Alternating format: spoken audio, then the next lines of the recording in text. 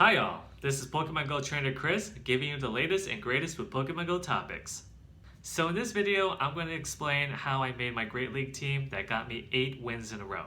That's pretty exciting to me because I'm kind of a beginner myself with battling, and I do not have a lot of PvP battling experience. Yesterday when Go Battle League came out, I did my first 5 battles and I lost all 5. It was terrible, and I have a video posted of that experience. So I did my research today to find out exactly what I needed to start thinking about in order to win. If you're a beginner like me and looking to increase your chance of winning in Go Battle League, but don't want to spend a lot of time searching for answers, keep watching this video. Your first Pokemon in your lineup should be a Pokemon that is a little bulky, a little tanky, and have fast and charge moves that can fire pretty quickly and do a decent amount of damage. The purpose of this Pokemon is to put pressure on your opponents to use their shields while being able to withstand your opponent's attacks. If you keep dishing out charge move after charge move, your opponent will need to decide quickly to use a shield or not. Burning a shield increases your chance of outlasting your opponent in the long run. If your Pokemon is bulky and has a type that is resistant against other types, like Steel for example, you can take damage while continuing to pressure your opponent. You want to look for moves that have a high damage per second rate, so you can gain energy faster to launch a charge move as fast as possible.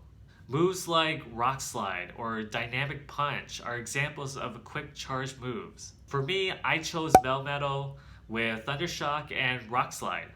Thundershock helps me gain energy faster, so I can do Rock Slide after Rock Slide after Rock Slide. You can experiment with other Pokemon like Machamp that have Dynamic Punch. Remember this formula: tanky plus fast charge move equals pressure. Your second and third Pokemon should both be bulky and tanky with high defense stats, but also have movesets that can deal tons of damage to several types. Examples of these Pokemon include Altaria, Bastiodon, Medicham, Azumarill, and Swampert. If you have good type coverage with 2 of your 3 Pokemon, that increases your chance of winning in the long run. Now notice all the Pokemon listed are dual types, so they have a range of move types to handle and increase your type coverage.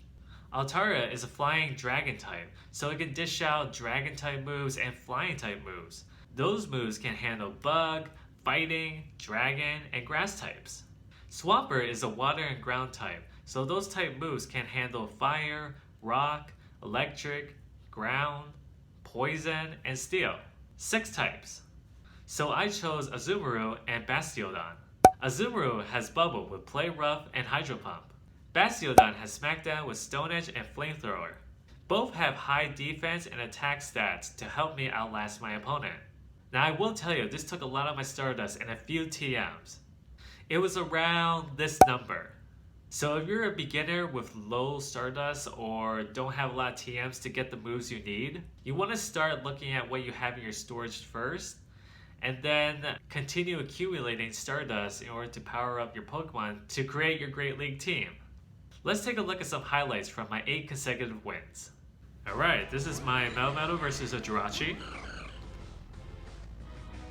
This will show how fast I can launch a Rock Slide.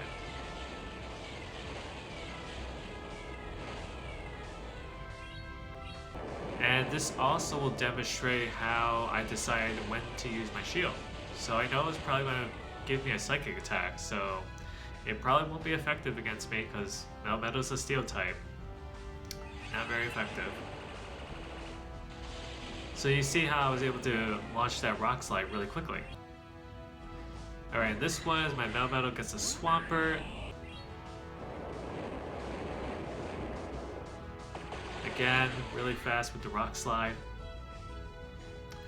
Alright, Swampert beat my Melmetal. Alright, now I have my Bastiodon.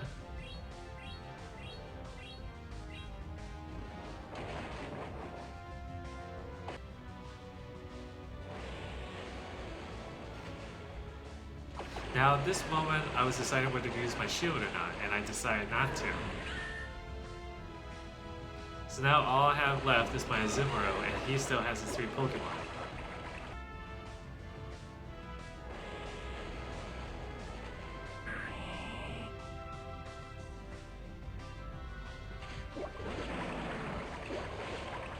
So, let's see. Who do you think is gonna win?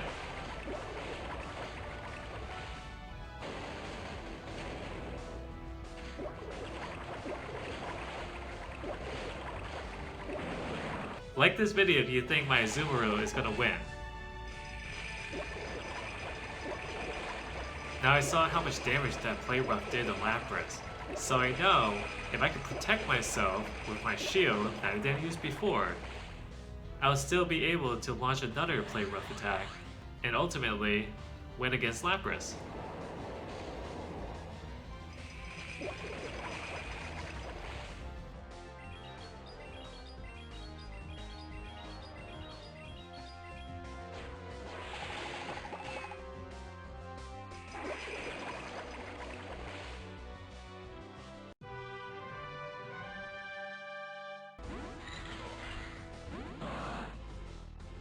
This match against Latias demonstrates how fast I can pull a Rock Slide. Again, this is a concept that I highlighted before. A fast charge move can put a lot of pressure on your opponent. I already used up one shield of hers. And look, I'm doing another Rock Slide. Alright, so my Melmetal versus a Slowking.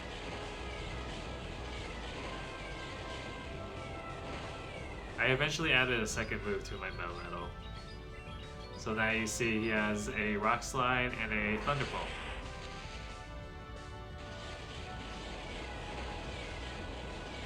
Again, really fast. I did the first Thunderbolt, they used the shield, and now a second Thunderbolt and they used the shield. So they have no more shields. I still have my 2 shields left. Ooh, good thing I put a shield there. Fire is good against steel. So they have a Magmar next. And my Rock Slide destroys it.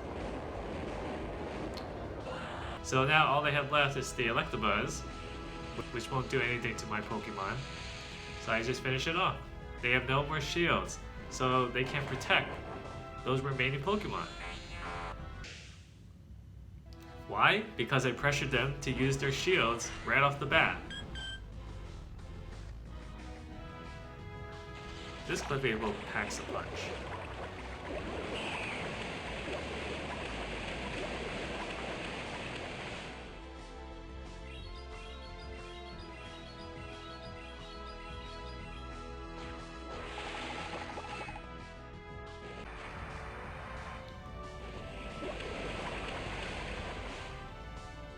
Alright, so this one demonstrates how you can charge a move, switch out a Pokemon, and then when you go back to using that Pokemon again, you can automatically fire the charge move and see you have an advantage that way. They did it with me because I won. But that's another technique and strategy that people use in PvP. So, in the end, I was pretty happy. 8 consecutive wins, my longest streak. It was a good PvP day. I'll be making more of these videos as I learn more of the PvP world. If you're interested in seeing a beginner progress through the PvP world, please subscribe, turn on notifications, and like this video. Thanks for tuning in, and see you in the next video.